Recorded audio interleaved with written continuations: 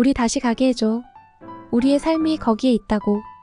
여기 수많은 사람들이 소리를 치며 울분을 토하고 있습니다. 그들 한가운데 공포에 질린 채 이 상황을 파악하려고 애쓰고 있는 한 외국인 여성이 보입니다. 그리고 그녀의 손을 꼭 잡은 어린아이도 울먹이며 공포에 떨고 있는데요.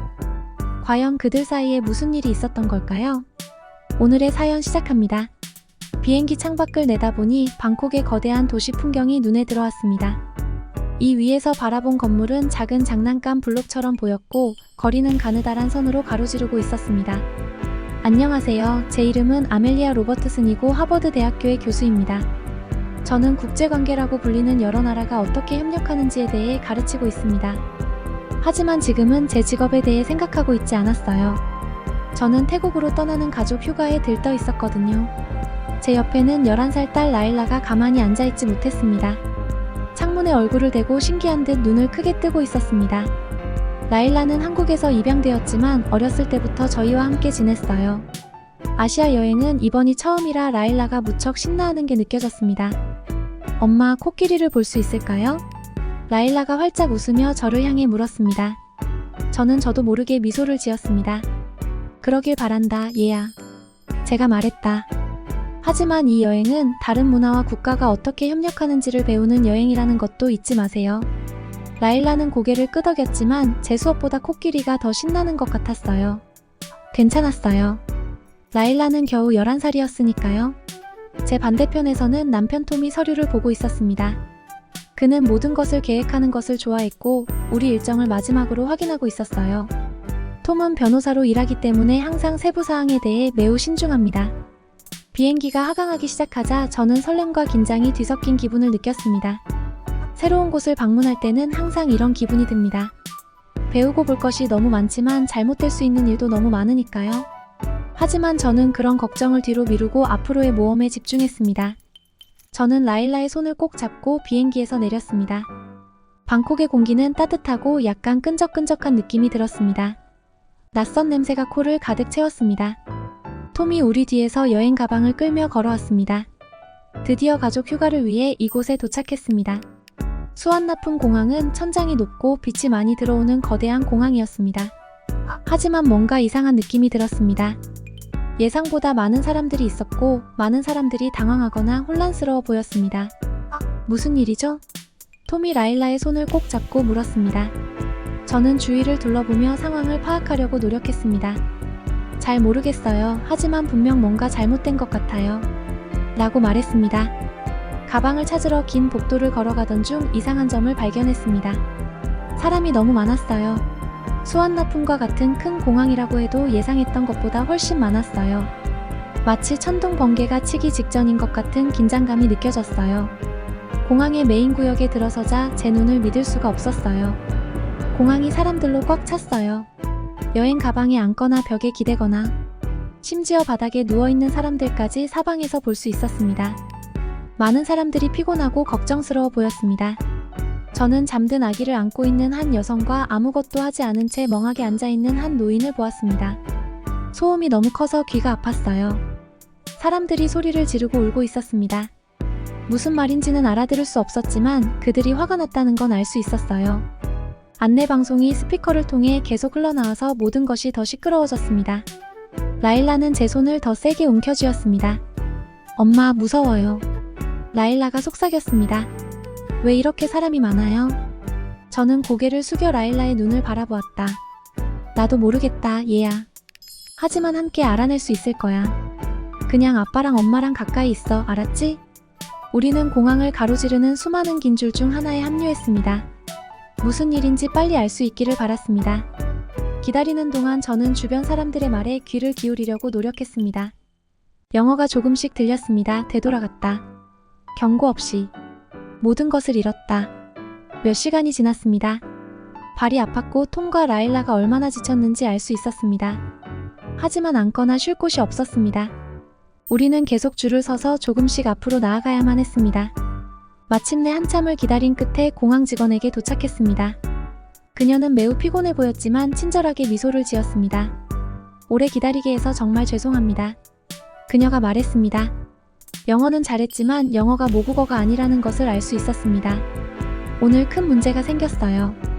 무슨 일이죠? 드디어 답을 듣게 되어 안도하며 물었습니다. 직원은 심호흡을 한 후 말을 이어갔습니다. 한국에 거주하던 태국인 수천 명이 이곳으로 송환되었습니다. 그들은 아무런 경고도 없이 도착했고 우리는 이 일을 처리하는데 어려움을 겪고 있습니다. 누군가 제 배를 한 대 때린 것 같았습니다. 수천 명의 사람들이 갑자기 송환되었으니 공항이 아수라장이 된 것은 당연한 일이었죠. 저는 라일라의 손을 꼭 잡고 혼잡한 공항을 빠져나오기 위해 애썼습니다.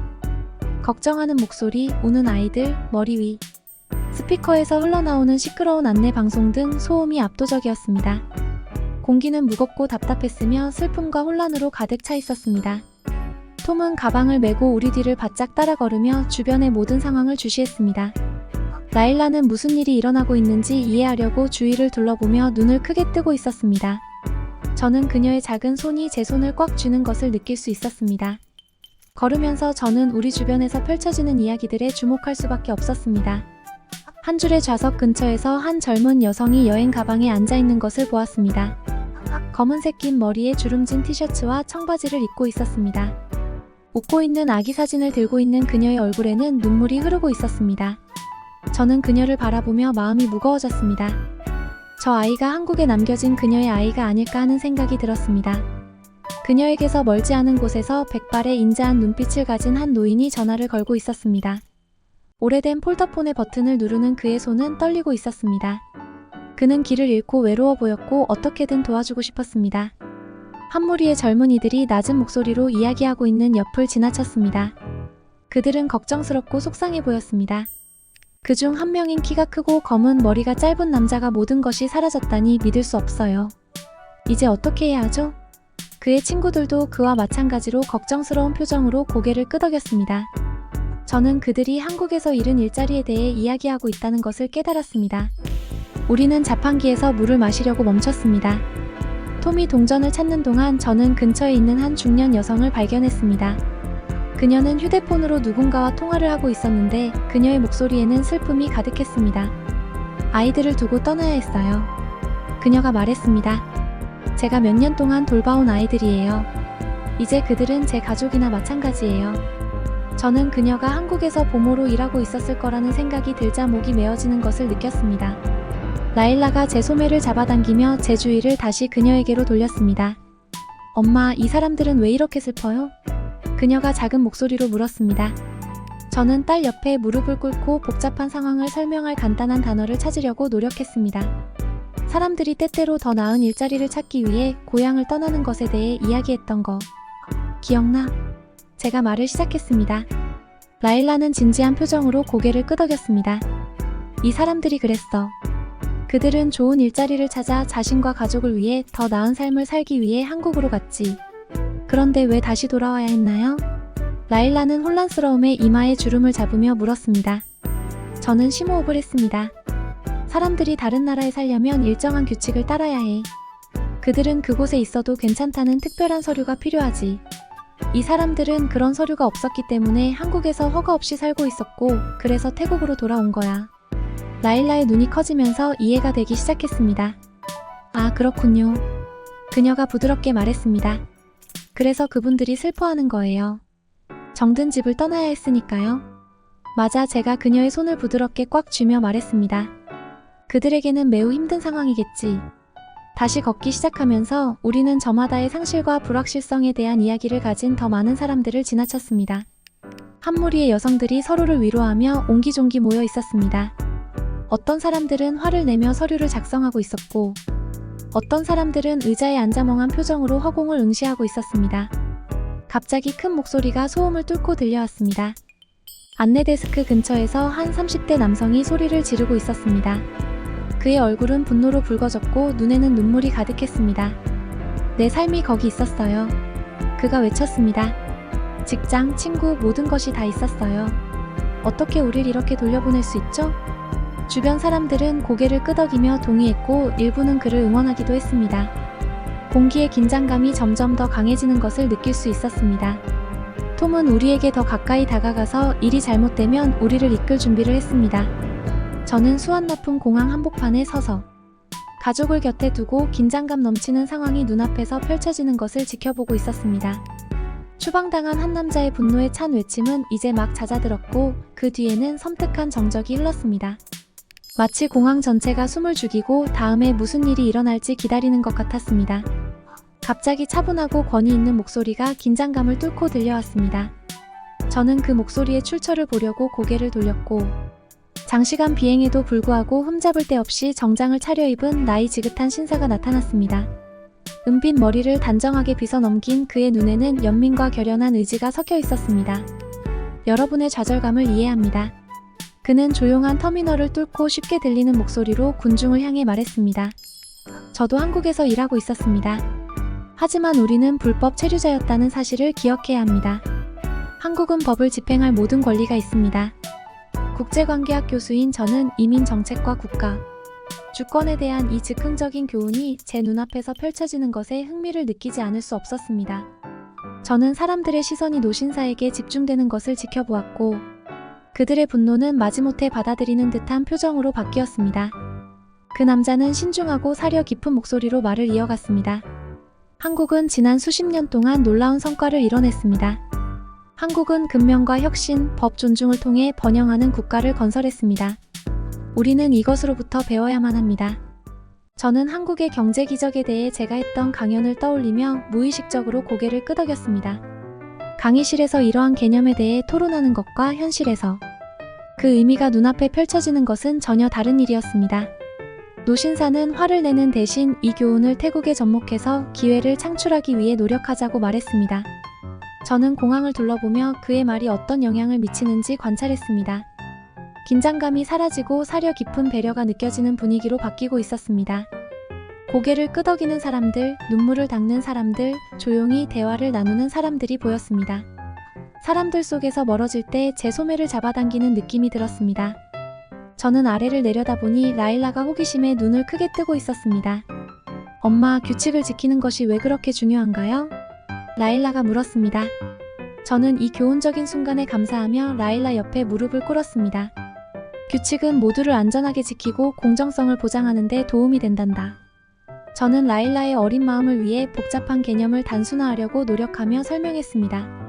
좋은 법이 있고 사람들이 이를 준수하면 한국처럼 국가가 성장하고 성공할 수 있지. 공항을 빠져나오면서 저는 새로운 시각으로 주변을 바라보게 되었습니다. 보행자 통행을 안내하는 표지판, 각자의 위치에서 근무하는 보안, 요원 등 모든 것이 방금 본 것에 비추어 새로운 의미를 갖는 것처럼 보였습니다. 호텔 방에 도착했을 때쯤 제 머릿속은 여러 가지 생각과 관찰로 가득 차 있었습니다.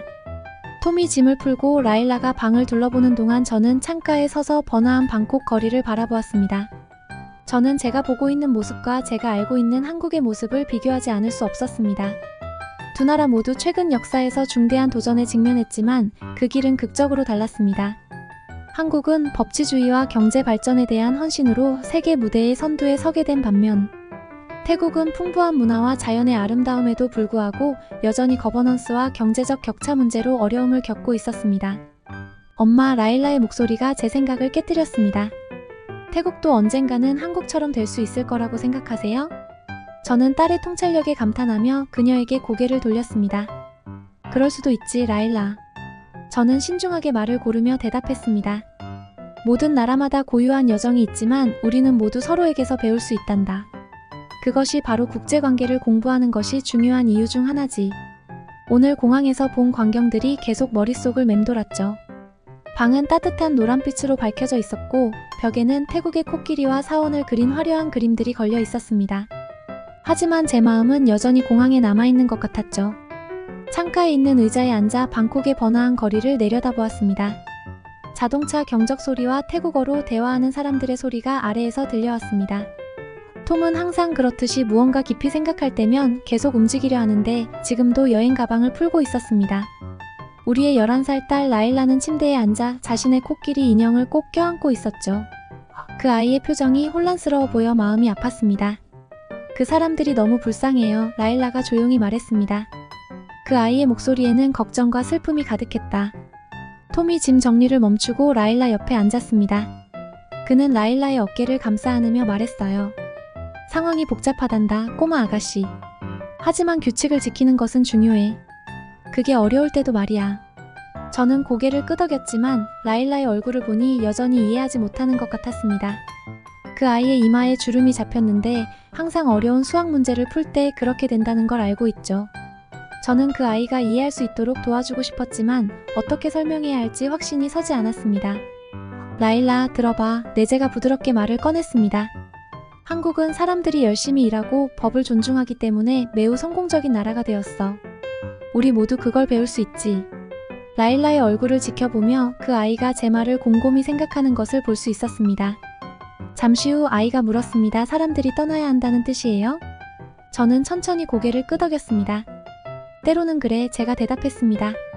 하지만 그것은 또한 모든 사람이 같은 규칙을 따르는 공정한 시스템을 만드는 거야. 그게 바로 한 나라가 모든 시민들을 위해 안전하고 번영할 수 있는 방법이야. 말을 하면서 저는 공항에서 본 광경들을 떠올렸습니다. 아기 사진을 들고 오는 젊은 여성, 떨리는 손으로 낡은 전화기를 사용하려는 노인, 직장과 친구들을 잃었다고 소리치는 화난 남자. 그 모든 얼굴들이 떠올랐습니다. 하지만 동시에 정장을 입은 그 노신사의 말도 기억났습니다. 한국이 어떻게 열심히 일하고 규칙을 따르면서 나라를 발전시켰는지에 대한 것 말이죠. 이 모든 상황이 너무나 복잡하게 느껴졌습니다. 하지만 왜 그 사람들이 머물도록 허락하지 않는 거예요? 라일라가 물었습니다.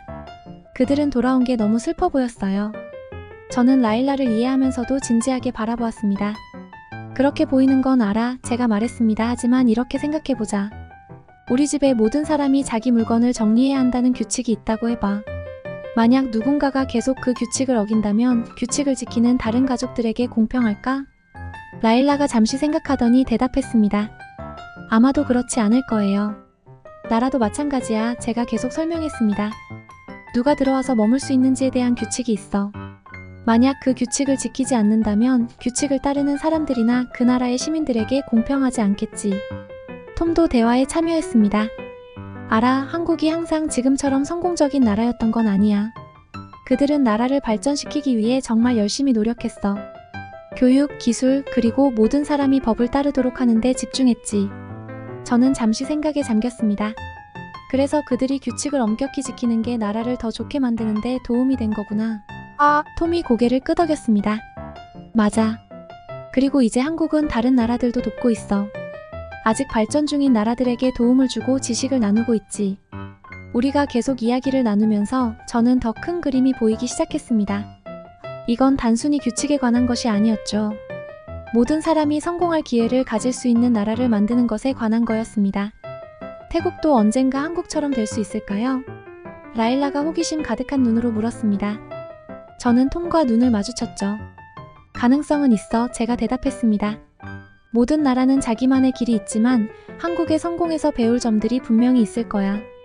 대화를 마치면서 저는 오늘 아침보다 세상을 더 잘 이해하게 된 것 같았습니다. 모든 게 단순하거나 쉽지는 않았지만 나라의 규칙이 필요한 이유와 그것을 따르는 것이 왜 중요한지 알 수 있었죠. 잠자리에 들기 전 저는 라일라에게 내일 방콕을 탐험할 거라고 상기시켰습니다. 눈을 크게 뜨고 다니자 제가 말했습니다. 나라들이 어떻게 발전하고 협력하는지 더 많은 예를 볼 수 있을 거야.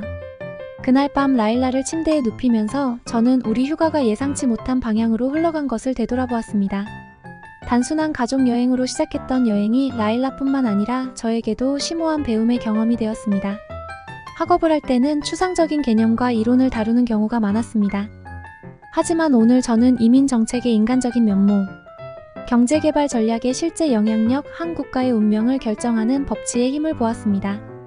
잠이 들면서 제 머릿속에는 활기찬 거리와 황금빛 사원이 있는 태국과 기술력과 경제력을 갖춘 한국이라는 두 나라가 떠올랐습니다. 제 머릿속에는 두 나라가 서로 다른 개체가 아니라 글로벌 커뮤니티의 일부로 보였고 각각 가르칠 교훈과 공유할 인사이트를 가지고 있었습니다. 저는 이 경험을 앞으로의 강의에 접목시켜야겠다고 마음속으로 다짐했습니다.